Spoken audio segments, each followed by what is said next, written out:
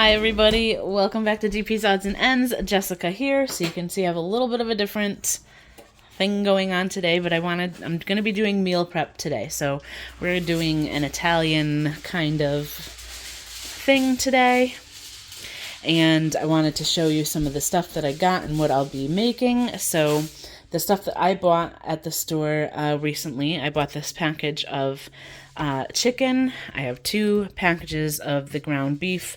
We have the sweet Italian sausage. So we are going to be doing an Italian meal prep today. I'm going to be doing some jumbo shells. So these will be, I bought 2 packages. The packages of lasagna, so I'll be freezer prepping the lasagna. The chicken is going to be for a chicken parm casserole that I found on Pinterest. We had the tomato puree and these tomato paste. So all of these here we already had in our pantry. I bought a couple of extra tomato paste and the breadcrumbs. My mom, these were on sale, I think 3 for $5. 3 cans for $5. So she had bought these on one of her shopping trips so I could make a nice big huge pan or pot of sauce. So I'll be making sauce, the lasagna, the jumbo shells, and the chicken parm casserole. I bought a loaf of Italian bread to go with all of our Italian dishes. And then I did buy a couple of snacks. These were on sale, so these are like the Cheez-It cracker snacks. These were on sale as well, so they are like corn muffin tops. She bought a bunch of, this one was open already in our fridge, whoop, but she bought a couple or a bunch of these cheese. So we have Parmesan, shredded mozzarella that were on sale when she went to the grocery store, and then I bought a couple more just because I wanted to make sure we didn't run out. So these were on sale as well. All in all, I spent about $130 on my shopping trip. And then I'm not sure how much she spent on hers for the items that we needed. But I'm going to go ahead and get going. I'm probably going to start with the meatballs and the chicken and get that in the oven. And then I'll start in on the sauce. So I'll update as I go along. Okay, so far we have the sausage going. Sorry for the steam.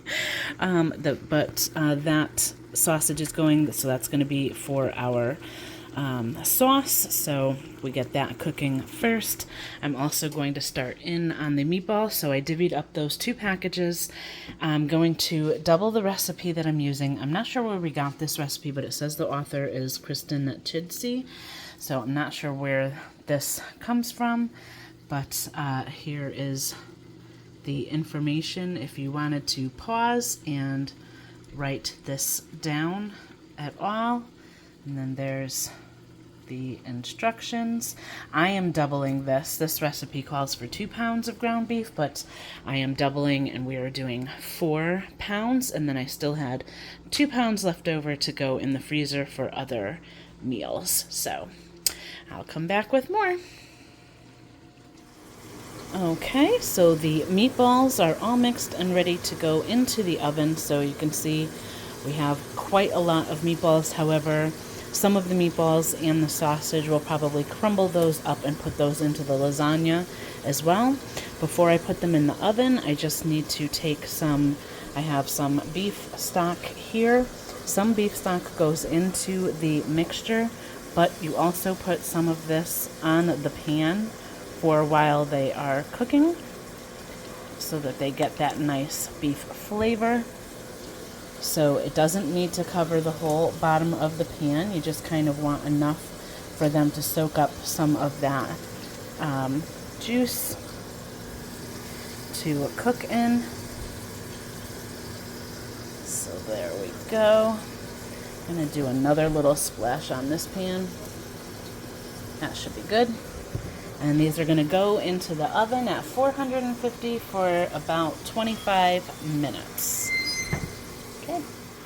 All right, so the meatballs are out of the oven. There's quite a lot of meatballs. We have also put all of our tomatoes into the pan for the sauce. You can see this is quite a big pan, and it's quite full. The sausage is still in there, but of course we haven't put the meatballs in yet because this will probably be overflowing if we do. In the sauce, I've also added, and we still have 2 cans left, one of the puree and one of the crushed tomatoes that we haven't put in there yet. So in the sauce, we put some fresh basil. So we grew basil over the summer out on our deck. So some of that is in there, a few bay leaves, a little bit of garlic powder, and then Italian seasoning. So I actually put that into the mortar and pestle and grind it up a little bit, and that goes in there. So I still have a little bit left over, so if I want to add more I can. And then we also, after the sausage cooked, deglazed the pan with some red wine that we got from a vineyard in the area. So I may add more wine. I love kind of the homemade, like really long cooked kind of flavor that gives to the sauce. So I may add more later, but we'll see how it goes. So right now this just has to kind of cook down a little bit. It's still, it's not even hot yet, so this will cook down. Once this gets cooked down a little bit more, we can start making like the lasagna and the actual freezer prep meals. Okay, so hello, I am actually in our basement. We have a stand-up freezer in our basement. You see, I have a obsession with coffee creamers. Don't judge me.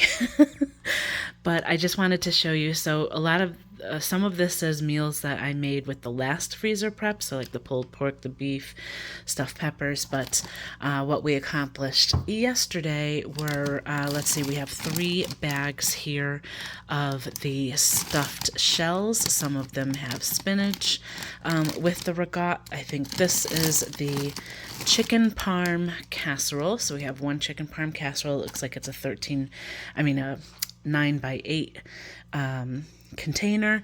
We have some here. Again, these are the stuffed peppers, the cabbage casserole, and the chicken casserole that I made last time.